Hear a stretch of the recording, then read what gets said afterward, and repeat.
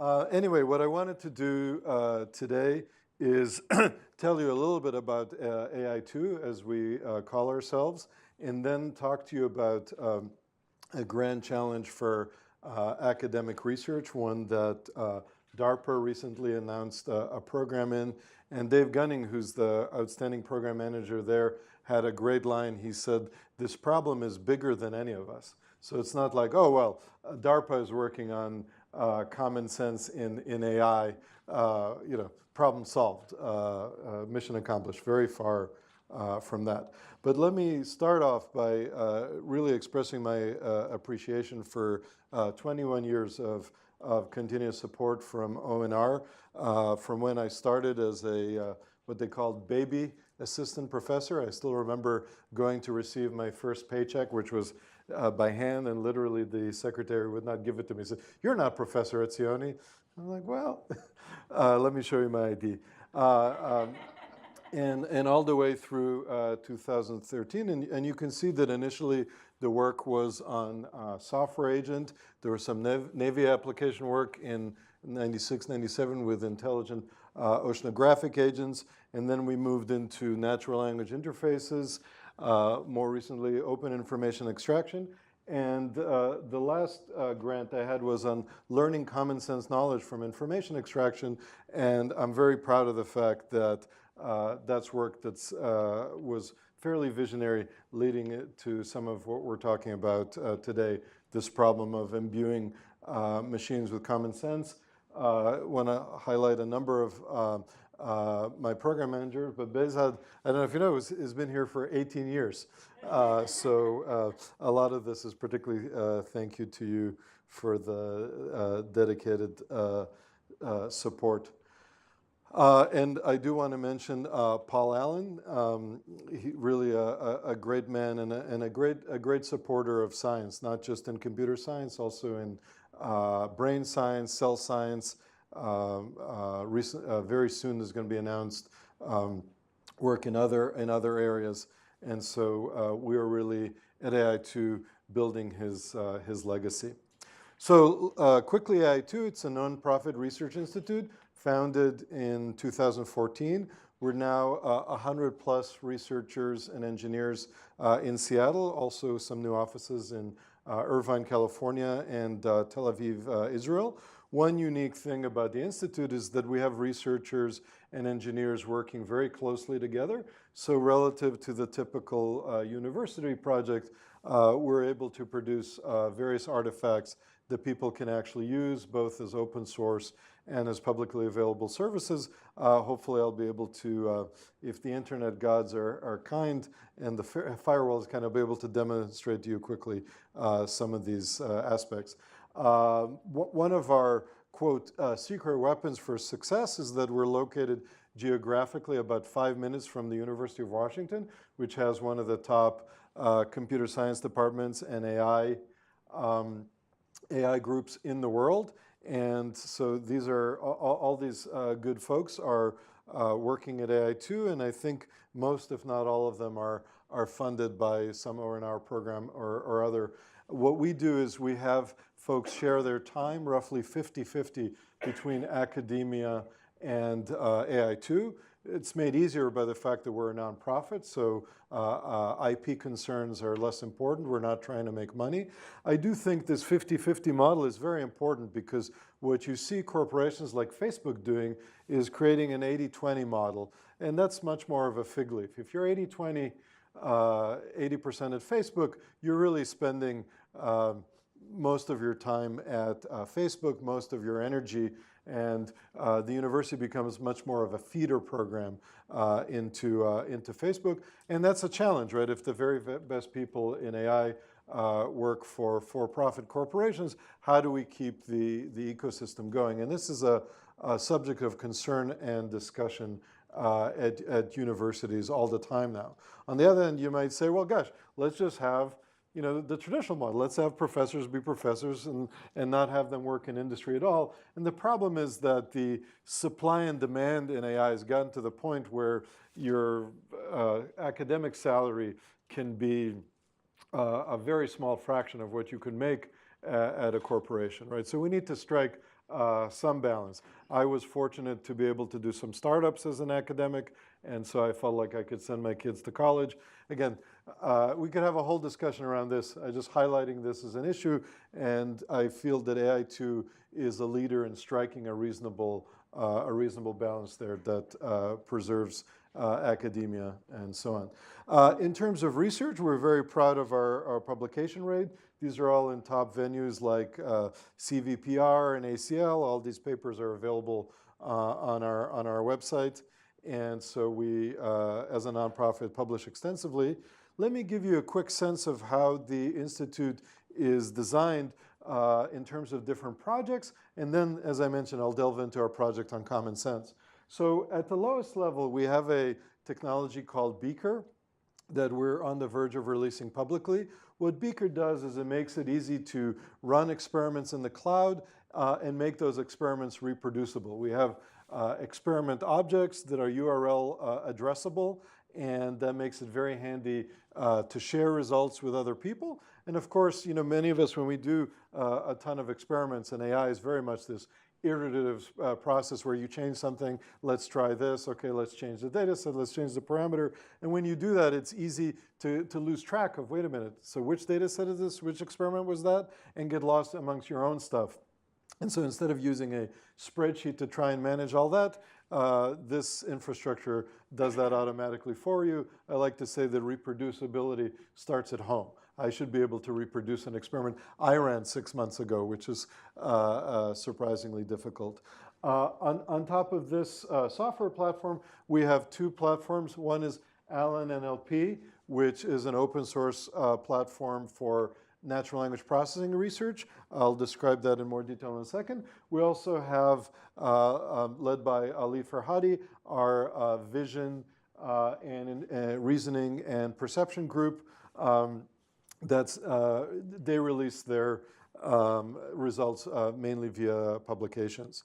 And then we have three grand challenge projects. One is Aristo, where we're trying to take natural language processing reasoning technology and apply it to science tests, the same kind that you would give a kid. We started with 4th grade, we've moved to 8th grade, and our long-term goal is to take 12th grade tests. And sometimes people ask me, okay, so what's the application of this? Are you trying to help kids cheat on their science tests? And I say, no, of course not. This is a grand challenge to force us to tackle the problems around understanding language and to do it in a metric that we can all understand. So I'm sure all of you have heard about the tremendous progress in AI, and that's real, that's not hype. At the same time, we are not yet at the point where we can get a passing grade on a lot of these tests, which means that we still have a lot of work to do in terms of just understanding the material in biology, applying it to particular situations, and answering multiple choice problems. There's a lot of detail there, but you'll see that a theme in my talk is just how limited we still are in terms of certain kinds of AI applications. The Common Sense project is the project I'll talk about later, so I'll skip that. And another project we have is Semantic Scholar. This is a search engine that uses AI to help you cut through the clutter. I'll hopefully give a demo of that in a second. This service is available 24/7. It's free. It's called semanticscholar.org. It's also available from your phone. So if you're a program manager or a researcher, I encourage you to try it out, and I'll show you why in just a few minutes. Let me talk quickly about AllenNLP. So this is an open source platform written on top of PyTorch. It's meant for NLP, natural language processing research, built on top of deep learning, which is the latest approach. It has a lot of conveniences, standard training abstractions, support for streaming data sets, support for tensor manipulation, declarative syntax. So declarative syntax means that if I want to create, and again, I know some of this may be just buzzwords to you, but you'll still get a sense of this. I want to create a bidirectional LSTM with this particular size, with this number of layers, with this dropout parameter. I literally write this very concise configuration, and AllenNLP will launch that. And then when I want to make a change, which we often do, let's say play with a different number of layers, change that from 2 to 3, all I do is change a configuration file, right? I don't have to change the code, and I can rerun it. And you can see how this type of declarative syntax actually fits very nicely with Beaker, because I can write a script to play with these parameters, right, to modify them, see where I get the best results. I'll write that script. It'll sit on top of AllenNLP. AllenNLP will sit on top of Beaker experiments, and I can very rapidly and automatically do the kind of iteration that people do, which can take an enormous amount of time. Other abstractions we have are layers for attention and LSTM, other deep learning layers. We also built in 20+ state-of-the-art models for open information extraction, which ONR helped to fund back in the day, named entity recognition. These are a number of natural language processing tasks. We've made it easy for people from the community, this being open source, to contribute their own models. And as soon as somebody puts in a model, it's available for other researchers to build on. So we're trying to make this cycle of research advances more and more easier using AI2's resources. I want to mention this particularly obscure acronym, sorry, not an acronym, ELMO, because that's one of our results that we're most proud of. So to get just a little bit technical, one of the biggest successes in natural language processing is mapping a word to a vector, where that vector represents all the context that that word appears in. Now, you might say, why do that? And the answer is that if I have a synonym like happy or glad, or an antonym like night or day, if I just look at the word, right, as a computer, I have no idea that happy and glad have anything to do with each other, right? If you look at them, they look very different. A human instantly knows, hey, happy and glad are synonyms, night and day are opposites or antonyms, but you know that based on all the material that you've read or heard in the past. So this technique called embedding maps words into points in vector spaces, where the distances between these points tells you a lot of information about the word. And so happy and glad, for example, will have a very short vector distance between them in an appropriate embedding. All natural language processing methods today, virtually every single one, uses embedding. What we developed is the latest approach to embedding, where it takes into account the polysemy of words. So a word like Java could mean a programming language, it can mean an island, it can mean coffee. And glossing over the technical details here, this method for embedding is substantially better than previous ones. So if you look at various tasks, and now the world of AI and the world of NLP have become very, very empirical. Every statement is often backed up by results on a data set. What's unique about ELMO is in the original paper, we took 6 very well-known tasks and data sets. We plugged in ELMO and achieved substantial improvements over the baseline, as much as 25%. Wired magazine wrote an article that said, in a field where progress tends to be incremental, adding ELMO improved results by as much as 25%. And in June, it was awarded Best Paper Award in a major conference. So this is one of our biggest achievements. Again, it's open sourced and available on AllenNLP. I should say in full disclosure that since ELMO was created, Google Research released another system called BERT, with a nod to ELMO, and the BERT is substantially better than ELMO, and so, but it's not yet quite open source due to technical details. It will be. People are hard at work on ERNIE. I'm not kidding, but we're again staying ahead of the pack with Snuffleupagus. Anyway, so AllenNLP is very widely used, and again, I encourage anyone here who works on NLP to check it out. We have extensive tutorials and support. And again, it's a open source nonprofit, so I'm not going to make, or Paul Allen's estate is not going to make any money if you use this free software. It's just a very high quality way to do NLP research.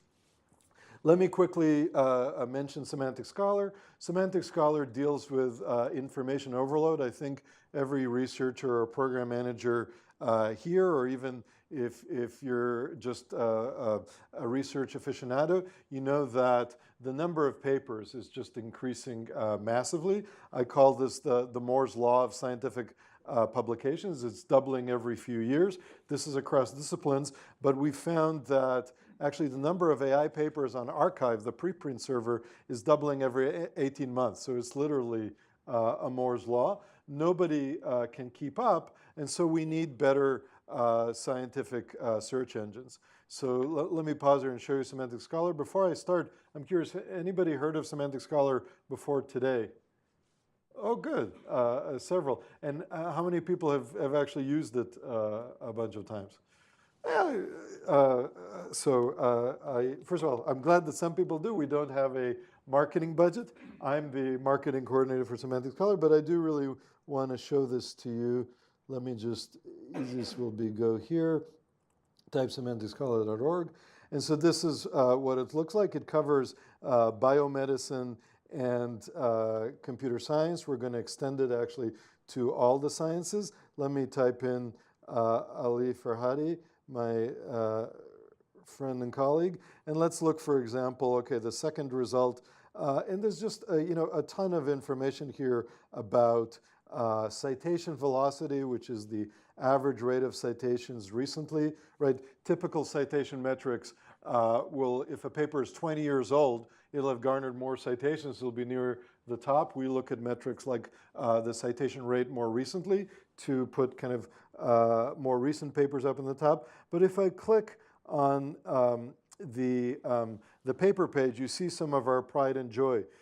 We look at what are the influential citations for this paper. We look at, this paper hasn't been discussed on Twitter, which tell us that it's hot. We look at supplemental videos in case, more and more people want to get their information from videos or slides. So maybe you don't have to read the actual paper. You can look at that. We also, if there's code associated with it, we're looking for that. If I click here, I'll show you all the different things. So for example, how about a blog post that talks about the information in this paper?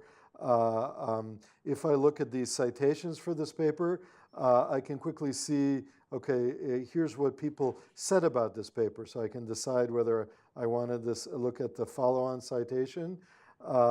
If you look up here, I can quickly, I grab the figures from the paper, so I can quickly peruse the results and so on. That's particularly handy on a phone if I want to quickly assess. So there's a lot of little features here I don't have time to go into, but they're all about doing two things.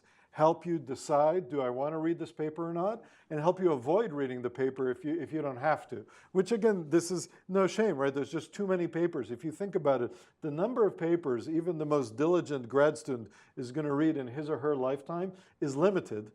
And yet the number of papers available is growing exponentially. So we need tools to help us do that. So I encourage you to check this out. And if you have feature requests, send them to me. Operators are standing by, if you will. Very proud of Semantic Scholar. Okay, continuing now, I want to turn into, I've already said deep learning 15 times. Let me give you a bit of a critique of deep learning, show you where it fails, and then I'll talk about how common sense can help there, and talk about how we're trying to make this rather vague notion of common sense knowledge empirical using actual benchmarks. And this is in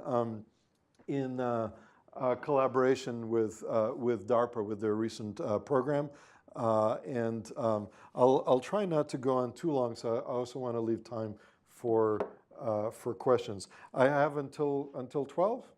Okay, so I think we're good. So what is deep learning? Again, for those of you who don't eat, drink, and breathe it the way I do, Basically, it consists of 3 steps. Step number 1 is gather an enormous amount of training data. It's very important that this data be labeled, okay? We have so many sensors that are providing us with data. I like to say that the dirty little secret of big data is that that data needs to be labeled, right? So if I have, Earth observation satellites that are providing me with a tremendous amount of data, or cash registers that are giving me data, I still have to figure out how to label it in order to do the work. But let's assume that I've solved that problem either by manual labeling or by using various tricks to automatically label it. I've now got a ton of training data. The second thing is I use one of a variety of these deep learning models, and this is a whole very complex literature and somewhat of a dark art or a craft.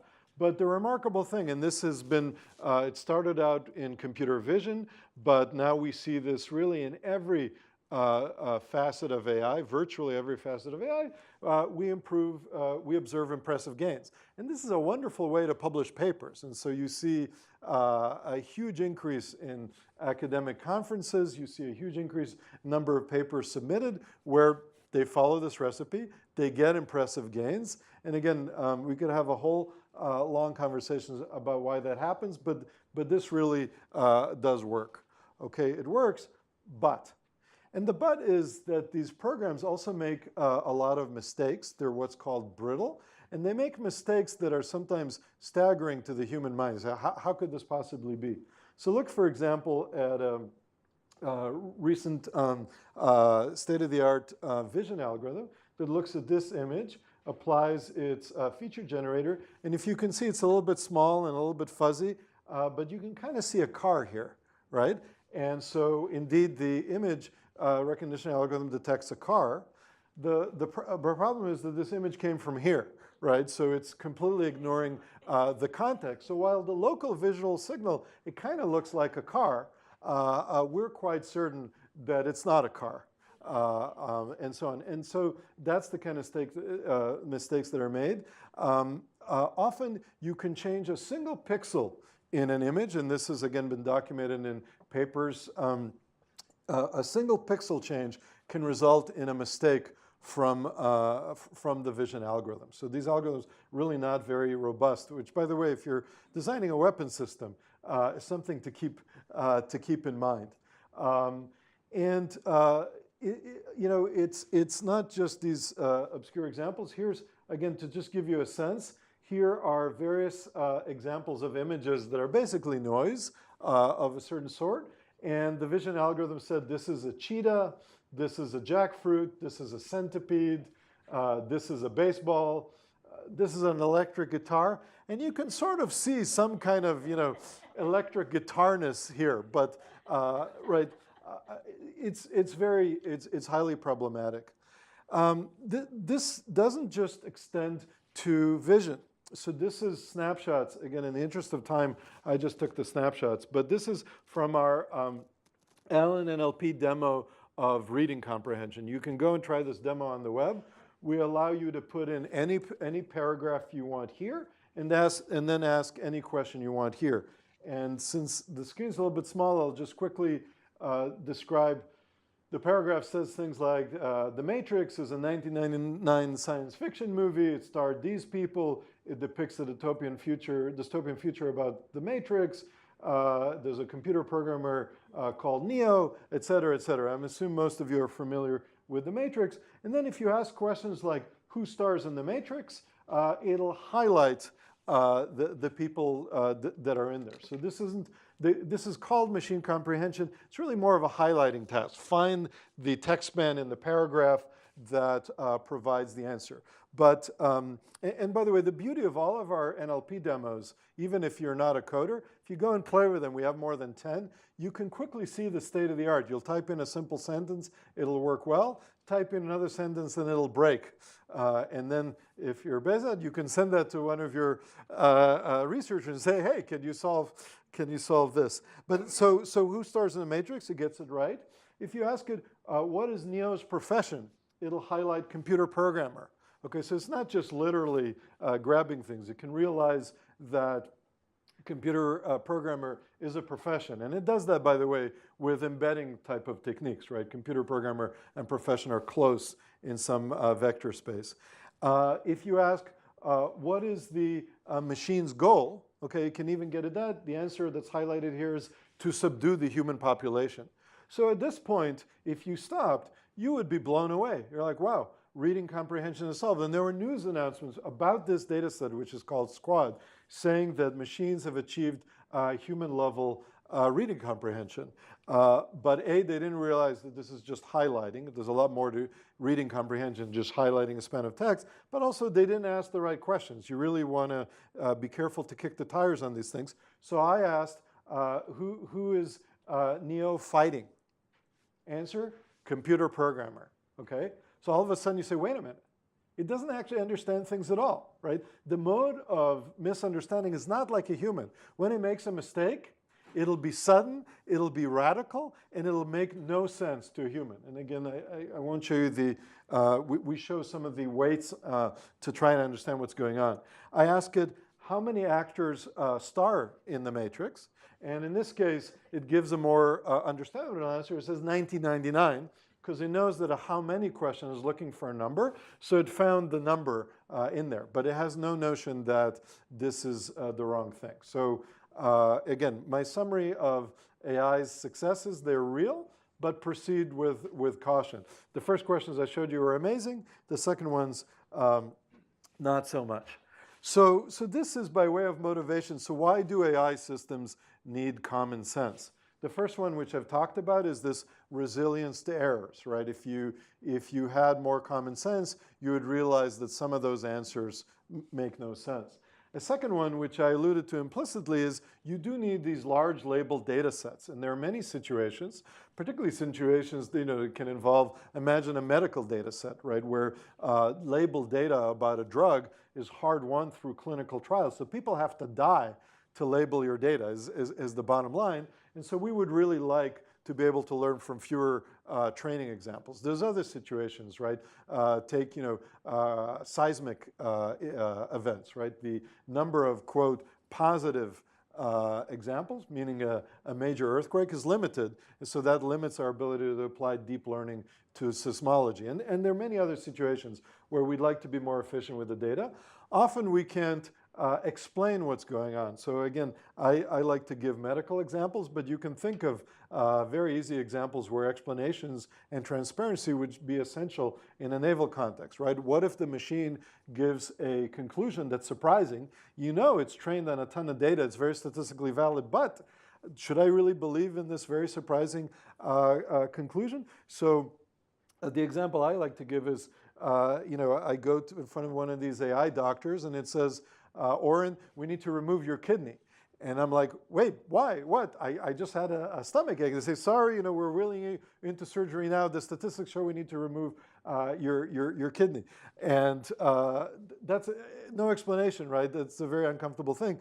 And to make this worse, in response to this criticism, which is a common criticism of the ability of these deep learning systems to explain themselves, my colleague Pedro Domingos, also an ONR grantee or an Young investigator, says, well, think about the following scenario. You can have a doctor who will hold your hands, explain to you very well what's going on. That doctor is right 80% of the time. Or you can have this cold, statistical, inscrutable doctor, but that doctor is right 98% of the time. Which one do you want? That's a much more, right, that's kind of a terrible dilemma. Of course, my answer to that is that you want both, right? You want the combination of AI systems and humans working together to achieve outcomes that are better than either one alone. But anyway, that's a topic for a whole nother talk. The last point I want to make is about AI safety. There's a lot of discussion in the AI community about how do we make AI systems safe. And that's both in practical scenarios, right, where we have to test an AI system in a high-stakes scenario very, very carefully, and hopefully my NLP examples persuaded you of that, but also in more fanciful ways, right? There are people who talk about as AI systems become more prevalent, how do we persuade them to do what we want rather than what they want?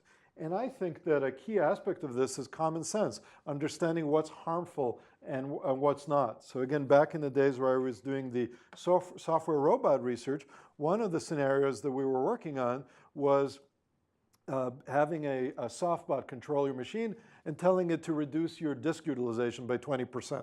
Right? That's a reasonable request. Rather than futzing around with all the files and deleting them and so on, you just want to give that command to a software agent who will take care of the pieces for you. But what happens when that software agent comes back and says, I've reduced disk utilization by 22%. Excellent. What did you do? Well, I deleted your grant proposals and also those large data sets that you were working on. They were taking up a lot of space. Well, did you save any backups? Absolutely. And then I deleted those. They were taking up a lot of space. Why should the softbot not do that? I told it to reduce disk utilization, and nobody told it that deleting the stuff is harmful, right? So then we worked on formalizing the notion of harm, and that turns out to be a very, very difficult undertaking. How do you teach your computer program what's harmful and what's not? And that led us to start thinking about this notion of common sense.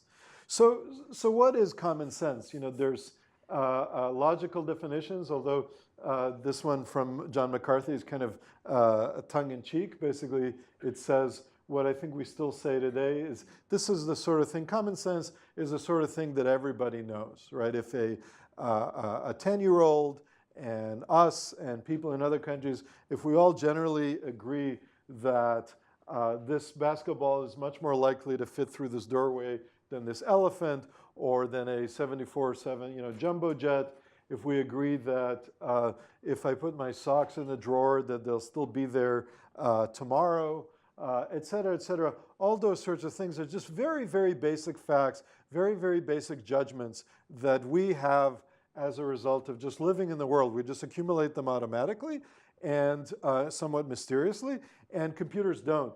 In the absence of those facts, and they can be common facts about the world, they can be intuitive physics, right? Basic facts about sizes. They can be intuitive psychology, basic facts about our attitudes and what happens next. If the computer doesn't have access to those, it's going to have problems in everything that we talked about. Why did we know that that little region in the first image I showed you wasn't the car?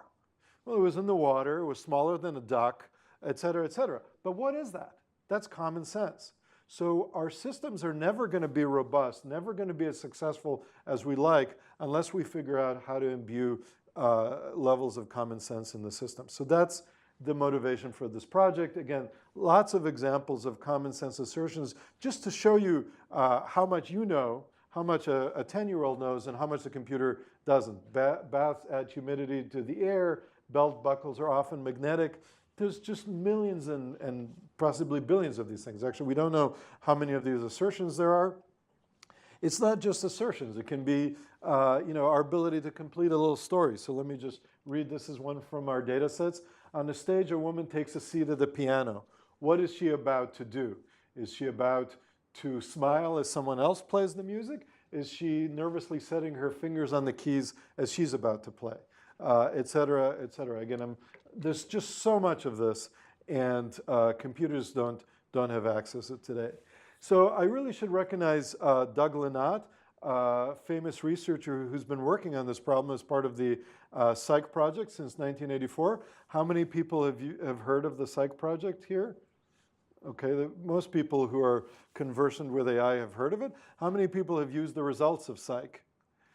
That's correct. That was a trick question. Nobody's used the results of Psych because Psych, even though it's gone on since 1984, has not yielded tangible results. There haven't been external systems built on Psych in the published literature or in bake-offs and so on. And so I think that we do have lessons from Psych. One lesson is that Doug Lenat was a true visionary to start working on this problem in '84. But another lesson is that we really need to figure out how to do this very differently than the way Psych did it. And the biggest challenge Psych had was actually scalability. It failed to scale in two ways. One is, the biggest way that it failed to scale was building knowledge bases that were usable, where you could take a set of facts, but then do the reasoning over it to actually draw conclusions. And a second way that it failed is it used what's called knowledge engineering. It's basically people working full-time to type in the facts in a formal language, and that proved to be very problematic. So when we decided to revisit this grand challenge, we said we're going to take a very different approach.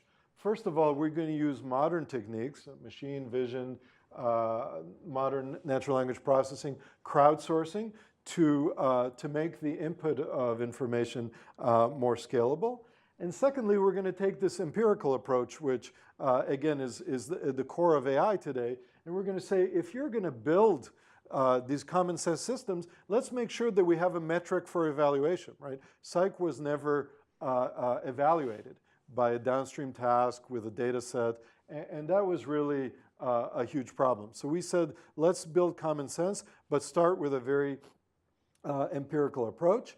And so what we said is, let's build benchmarks where we can measure how much common sense an AI system has. We're going to be completely agnostic on how the system develops its common sense. It could be the psych way, which was more a logical knowledge base. It could be using deep learning. A benchmark is external, right? It's just for measuring.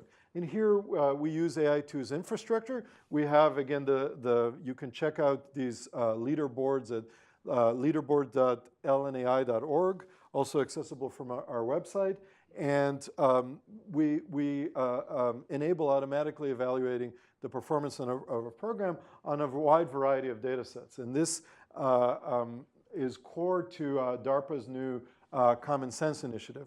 One key way in which DARPA contractors in 2019 are going to be evaluated is exactly on this data set. And we're going to create, we haven't yet released these, but we're going to release both training data sets, but also blind test sets where people submit their code, and using our infrastructure, it'll automatically be evaluated on blind data, make sure that there's no cheating.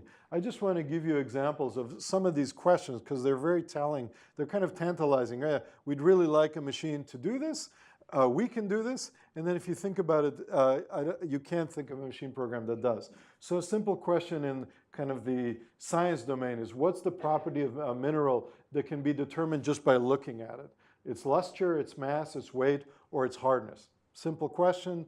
And here we show, this is a leaderboard that's already available. We show the graph over time of progress on this. Random would be 25%, so our AI systems are definitely not at random. But for simple questions like this, less than 40% is not where we want to be. And again, a great reminder that this combination of knowledge and language is still very hard. Here's an even more commonsensical example. We call this abductive NLI.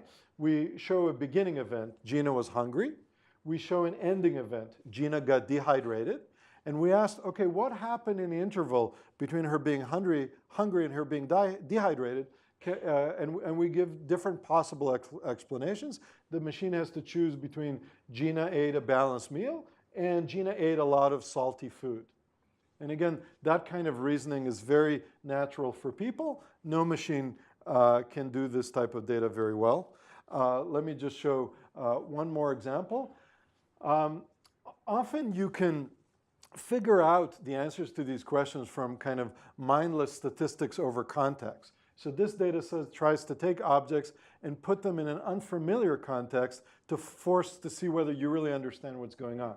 So the question here is, you need to break a window. Which object would you rather use?